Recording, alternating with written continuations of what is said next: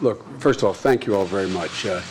This has been both interesting, intriguing, and very important.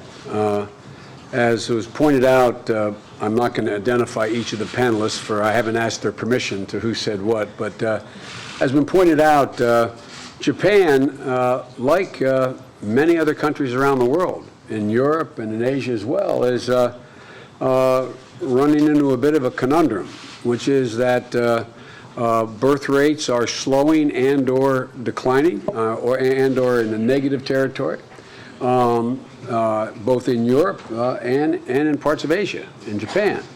And I am often kidded by the president for using the phrase, I guess I use frequently, that reality has a way of intruding. Reality is intruding in a way not only here in Japan but around the world. Make it clear to national leaders that, as Nick Kristof said, women are half the sky.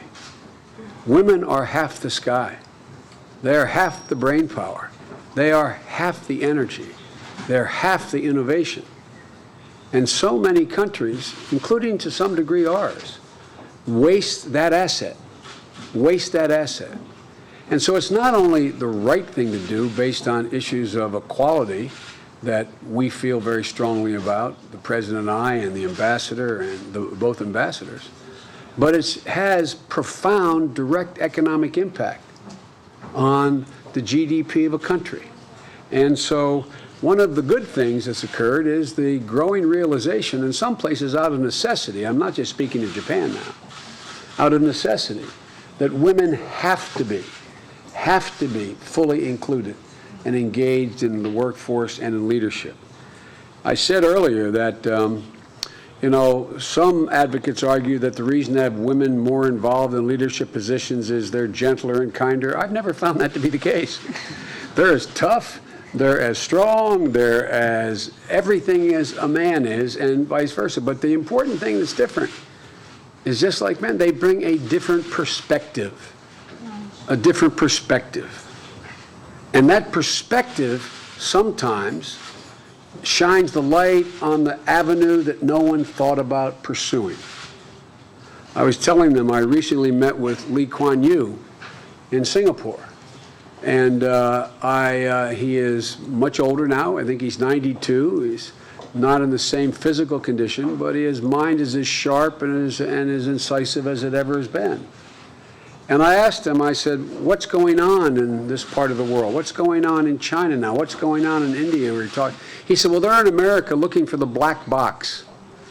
They're looking for that thing that allows Americans to remake themselves as a country every generation or two. And I said, I can tell them what's in the black box. A constant stream of immigration and diversity, bringing totally new perspectives, and ultimately being totally integrated into the society. And stamped in every American's DNA that you get rewarded for challenging orthodoxy. Well, the most important orthodoxy to challenge around the world is the orthodoxy that says somehow women have a limited role. Somehow there are certain things women can't do. I've said this many times in America, and I'll continue to say it. I personally will not rest till my 4 granddaughters have every single solitary opportunity my grandson has. And I mean every. I don't mean some, I mean every. There's not a single thing that a man can do that a woman cannot do. And until we begin to face up to that, we're going to be having an incredible amount of wasting assets out there. But it's also, guess what, the right thing to do. And the last thing I'll say is that I too compliment Prime Minister Abe on the initiative to bring more women into the workforce, sustain them in the workforce, give them similar opportunities, and the $3 billion commitment that Japan has made around the world for women in areas of the world where we have, who not only don't have job opportunities, but are treated as property. where they are viewed as being owned by their husbands, cultures where people say it's all right to physically abuse a woman.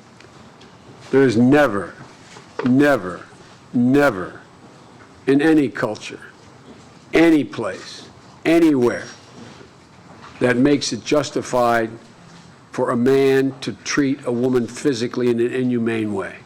I don't care what the culture is. It's about time we shred these notions. And so Japan is leading the way in many of these areas around the world. And it looks like it's decided to write a new chapter. And by the way, we in America have a long way to go as well.